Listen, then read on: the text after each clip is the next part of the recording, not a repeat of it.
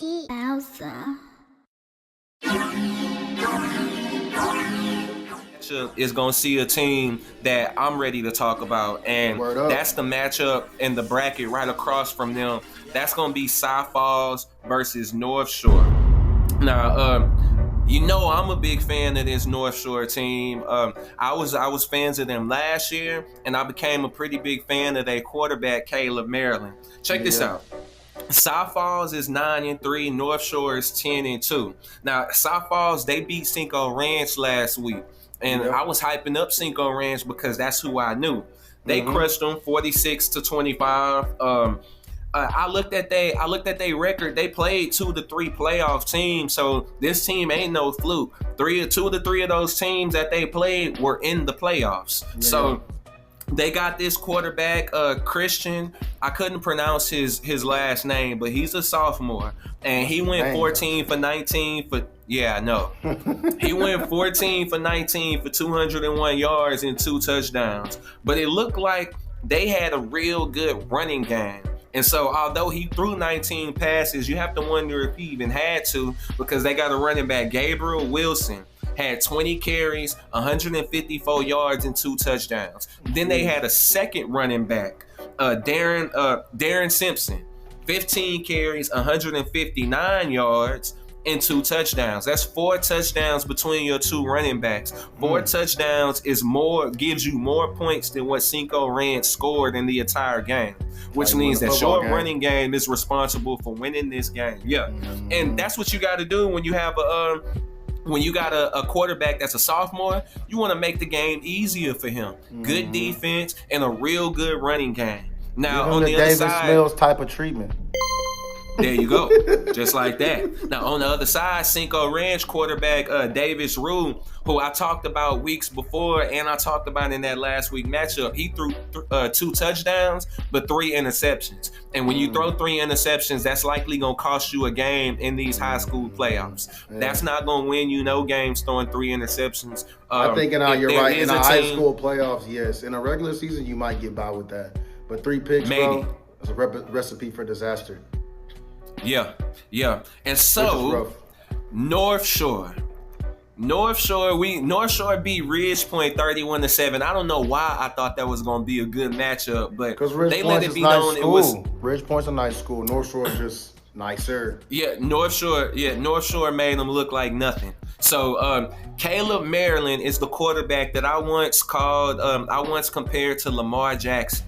And so I want to check him out. His before I say this, I would love it if he would step it up just a bit and not make me look like a fool. When Timothy Potts go 18 for 22 and he go 13 for 22. Yeah, Timothy, I sat in front of this camera and I told the people that Caleb Maryland looked like a better quarterback than Tim Potts. And I took a lot of heat from the YNs for saying that, but it was based on what I saw, and I believed myself to be right. I still believe myself to be right. Just these so numbers y'all know, do not back that up. Jay had the debate on that, man. Man, what you think? I might be wrong. So, hey, Coach Cole out here keeping it a buck. He always does, bro. I'm gonna keep it a buck because if I'm wrong, I will admit that I was wrong. But these numbers don't say what I was saying. Caleb Maryland threw 13 for 22, 189 yards,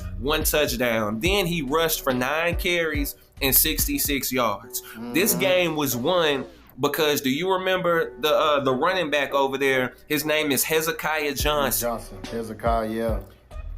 Hezekiah took 20 carries for 110 yards and 2 touchdowns. His performance alone would have beat this Ridge Point team, and it would have made sure that they held on to the ball much longer than Ridge Point would have been able to hang on to it. So when we look at North Shore versus Cy Falls, this right here could be a real clash of the Titans. I cannot tell you who should win this matchup or who is gonna win this matchup. What I can tell you is I think highly enough of Caleb Maryland to where if he has a better looking game when it comes to these numbers, I don't think they can stop him. Dude is so fast, so shifty. He throws an accurate pass, and he seems to have good decision-making skills when it comes to his passes thrown and his read options with Hezekiah Johnson. And Hezekiah is gonna do his thing. He gonna get it. He gonna get the yards that he need on the ground. But this Southall team looks like they can match. They can match that same energy. They got 2 running backs that can match what Hezekiah Johnson brings, which means that if you don't get the very best version of Caleb Maryland, then you could be looking at the end of the road here. And if I'm being honest, I don't want to see the end of the road for North Shore. I'm going North Shore in this matchup against South Falls, but it's because I hope North Shore beats South Falls. I'm not sure that they're going to do so. Yeah, bro. I ain't gonna lie. I didn't do as much research as you did on it, but I'm pulling up for North Shore on that one. I want to see. I was trying to look up to see who North Shore actually played and lost to, because I feel like some of these schools we've talked about actually played North Shore.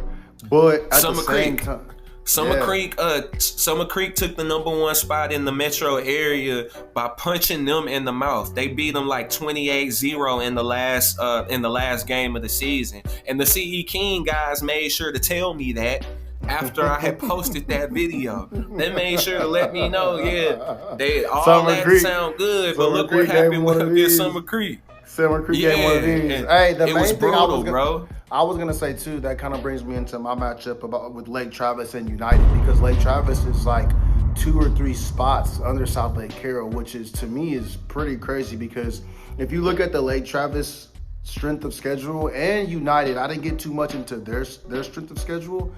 I don't see how they are put in that same tier as a Westlake and the strength of schedules they had to actually go through. Lake Travis beat Brendan, which is one of the schools we kind of recapped in that first round, maybe the second. I think it was the first round. They beat them 13-7. Lake Travis is another 12-0 team. That's probably the reason why they are ranked where they are put. But they're also limiting teams to 2 and 3 touchdowns. That's it. I don't see them. Any team that they played, they were in 2 or 3 touchdowns. There was a couple times, just like Dickinson, where they let a team get 40 or let a team get 30. But these numbers say this is a real good defensive team. Yeah, bro. Yeah. I was gonna say, if you look at it, it's gonna be a defensive game. That's what gets me into my take. United falls to Lake Travis. Lake Travis is ranked where they're ranked for a reason. I don't think it's gonna be a blowout. I think it's gonna be a dogfight between United and Lake Travis. But United barely beat Los Fresnos, which is right up in that same tier, which is a little bit lower than Lake Travis, 27-20. They barely beat them. They beat them by a touchdown. Watching that game, it's like I said, it's a dogfight. The other thing too is like these teams aren't. And no offense, so don't come at me in the comments. These teams aren't teams like CE King, North Shore. They aren't in the heart of the metro area where they are pulling just crazy amounts of talent, which are in square blocks of each other, bro. Lake Travis is out in a different area of Texas. So is United. I'm gonna be honest. I've never heard about United. They in there for a reason. That's why they there. But I think that Lake Travis pulls this out. Senior defensive lineman for Lake Travis has 14.5 sacks. So yes, when it comes to numbers, those are pro numbers. I'm getting there again. Those are pro numbers. That's what that defense is. That's what's gonna win it. Nah, I'ma take United in this matchup. Here's how this game is gonna go. United is gonna keep Lake Travis from scoring enough points to win this game. If they won their last game 13-7, that would play in exactly the way United seems to play here. They seem to hold teams to a small amount of points, and they score just enough to beat them. And so you take Lake Travis, I'm going to take United, and then we'll meet up on it next week and find out who was right. Hey, I like that, bro. Hold it down, man. For sure. All right, hold on. Before we go, you would be surprised to know this Second Baptist team that I was checking out last week. I want to hear about that. They won. They beat Woodlands Christian Academy, and that was a team that had beaten them early in the season. They had a really long, drawn-out game. There was a bad injury in it that really delayed the game, but they ended up winning that game. And so Second Baptist with a 6-6 record goes to the semifinals against Lutheran South Academy. Now, they going to play on Friday, and I didn't get quotes from Coach McMillan for this game because I don't want to bother him while they're preparing, but I'm going to see him this week, and I'm going to see if maybe I can throw something into our content once I speak to him. they lost to Lutheran 24-20 in the regular season. So this is a team that they get to see for the second time. Now, after the game against Woodlands Christian Academy, I talked to Coach McMillan, and he said it was a hard-fought win, but they did so much preparation. And this is a school that uses modern analytics to really prepare their players and coaching staff for what to expect in these matchups. And so they use really advanced modern analytics to decide how they were going to play against this quarterback, how they were going to play against that special teams. They had a superstar receiver over there at the Woodlands that was real good, and they managed to lock these guys up based on what they expected them to do. And so I think that that's going to be a good matchup. The thing is, if they win this matchup, they will be going to the finals with a 6-6 record. And that is crazy. That's getting everything together. And it sounds like the reason for that is because they moved around a bunch of guys on defense to cover for some injuries.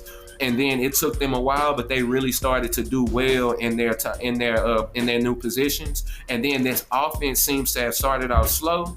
They didn't found their rhythm. So Second Baptist against Lutheran South, that's going to be the Friday after Thanksgiving, and that's going to be another game that I'm going to be checking out to see if Second Baptist can keep this roll going.